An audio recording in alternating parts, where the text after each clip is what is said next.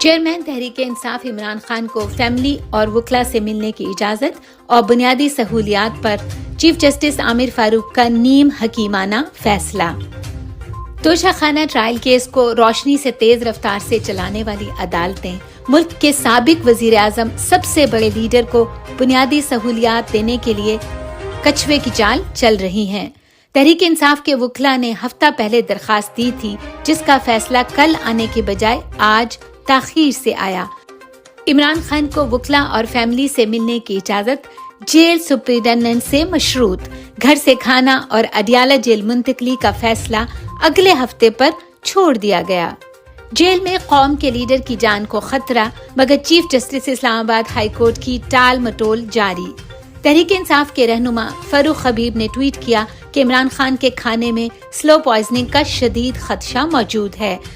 Jail manual better class prisoner کو گھر کے کھانے کی اجازت دیتا ہے۔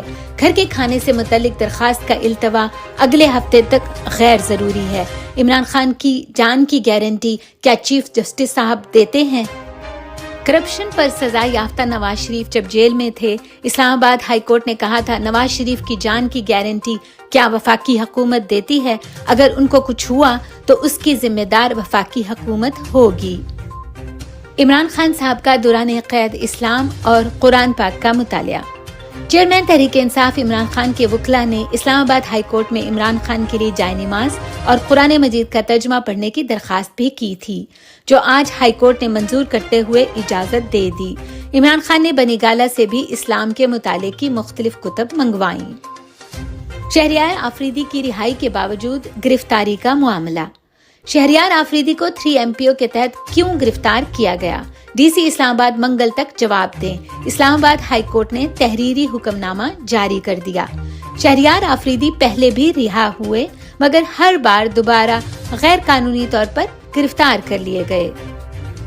فاشسٹ نظام کو تحریک انصاف کے جھنڈے سے بھی خوف۔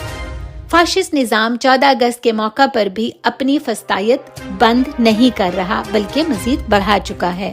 تحریک انصاف کے جھنڈے خریدنے والے، گھروں پر لگانے والے عام پاکستانیوں کو فسطائی کارروائیوں کا نشانہ بنایا جا رہا ہے۔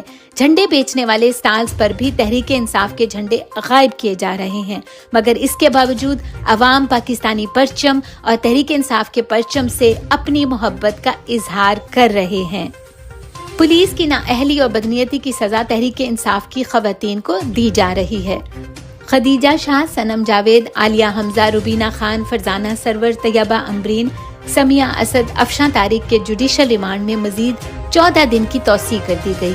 پولیس چالان پیش نہیں کر رہی کیونکہ چالان میں ان کے پاس بتانے کے لیے کوئی ٹھوس شواہد نہیں ہیں، جس کی سزا ان معصوم خواتین کو مل رہی ہے۔ عدالت پولیس کی نااہلی اور بدنیتی کی سزا ان خواتین کو دے رہی ہے۔ نااہل پی ڈی ایم حکومت کی 1.5 سالہ حکومت کے نتائج کئی سال تک محسوس ہوتے رہیں گے۔ ایک طرف 1.5 سال میں فسطائیت کے ریکارڈ ٹوٹے، دوسری طرف معاشی تباہی ایسی مچائی کہ اگلی نسلیں بھی بھگتیں گی۔ شہباز شریف حکومت 7,500 ارب خسارے کا بجٹ پیش کر کے گئی ہے۔ یہ خسارہ 8,000 تک پہنچنے کا امکان ہے۔ اس کے علاوہ اس مالی برس میں ملک کو مزید 28 ارب ڈالر کے بیرونی قرضوں کی ضرورت ہوگی۔ یہ سارا بوجھ عوام پر ڈالا جائے گا۔ ڈاکٹر یاسمین راشد کی ضمانت کے لیے درخواست پر سماعت کی تاریخ مقرر۔ لاہور ہائی کورٹ نے پی ٹی آئی رہنما ڈاکٹر یاسمین راشد کی درخواست ضمانت پر سماعت 17 اگست کے لیے مقرر کر دی۔ لاہور ہائی کورٹ کے رجسٹرار آفس نے ڈاکٹر یاسمین راشد کی درخواست ضمانت کی سماعت بارے کاز لسٹ جاری کر دی۔ جسٹس سلطان تنویر احمد اور جسٹس راہیل کامران پر مشتمل بینچ سماعت کرے گا۔ یوٹیلیٹی سٹورز پر گھی کی قیمت میں 25 روپے فی کلو اضافہ۔ یوٹیلیٹی سٹورز پر عام صارفین کے لیے گھی بھی مہنگا کر دیا گیا۔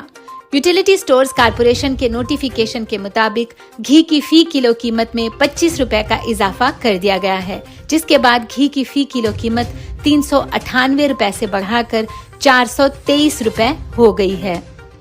پشاور میں چینی مہنگی، فی کلو قیمت 160 روپے تک پہنچ گئی۔ ہول سیل مارکیٹ میں چینی کی فی کلو قیمت میں 13 روپے کا اضافہ ہوا، جس کے بعد ہول سیل میں فی کلو کی قیمت 146 روپے ہو گئی ہے۔ جبکہ پرچون میں چینی 180 روپے فی کلو فروخت کی جا رہی ہے۔ چینی کے 50 کلو کے تھیلے میں 4 روز کے دوران 650 روپے کا اضافہ ہوا ہے۔ پاکستان تحریک انصاف کی کور کمیٹی کے اجلاس کا اعلامیہ۔ پاکستان تحریک انصاف کی کور کمیٹی کا اہم ترین اجلاس۔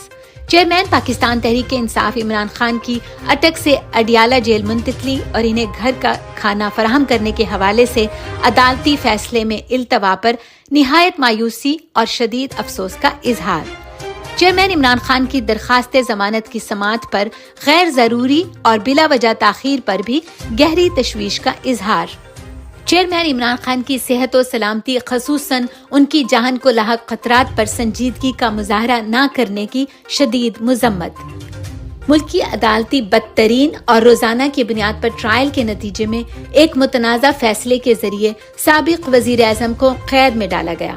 پے در پے کیے جانے والے ناقص فیصلوں اور متنازع ٹرائلز کی روشنی میں چیف جسٹس اسلام آباد ہائی کورٹ کی جانبداریت اور تعصب نمایاں ہو رہا ہے۔ انصاف اور عدالت کی ساکھ کے لیے جسٹس عامر فاروق خود کو سابق وزیر اعظم کے حوالے سے مقدمات سے فوری طور پر الگ کریں اور غیر جانبدار ججز کو فیصلوں کا موقع دیں۔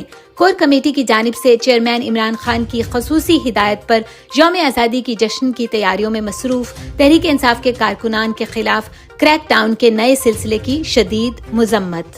تحریک انصاف کے جھنڈوں کی فروخت پر پابندی اور کارکنان کو بدترین انتقام کا نشانہ بنانے کی بھی شدید مذمت۔ ملکی تاریخ میں عوام میں مقبول ترین سیاسی جماعت کو جشن آزادی سے روکنے کی ایسی مثال اس سے پہلے موجود نہیں۔ ظلم اور جبر کے کسی سلسلہ ناروا کے سامنے جھکیں گے، نہ ہی آزادی کا جشن منانے یا حقیقی آزادی کی منزل کی حصول سے دستبردار ہوں گے۔ جشن آزادی کے دوران قومی پرچم جلائے جانے یا اسی نوعیت کی کسی شرانگیزی کے امکانات کا بھی جائزہ۔ کوئی محب وطن قومی پرچم کی بے حرمتی کا تصور بھی نہیں کر سکتا۔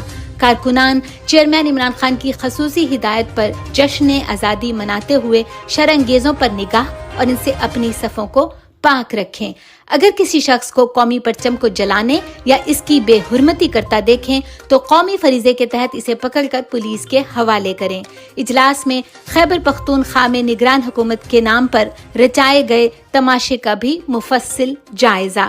نگران حکومتوں کی تشکیل کی آڑ میں پہلے بدترین سیاسی بندربانٹ کی گئی، جس کا اعتراف پی ڈی ایم کی تینوں بڑی جماعتوں نے کیا۔ پیک جنبش قلم 26 رکنی کابینہ کو فارغ کیے جانے نے بھی بہت سے سوالات کو جنم دیا ہے۔ اس سلسلے میں الیکشن کمیشن کے کردار پر بھی بے شمار سوالات نے جنم لیا ہے، جس کا جواب اسے دینا پڑے گا۔ 206 روز تک ان نگرانوں کو آئین اور قانون کی دھجیاں اڑانے والوں سے قوم اب جواب مانگتی ہے۔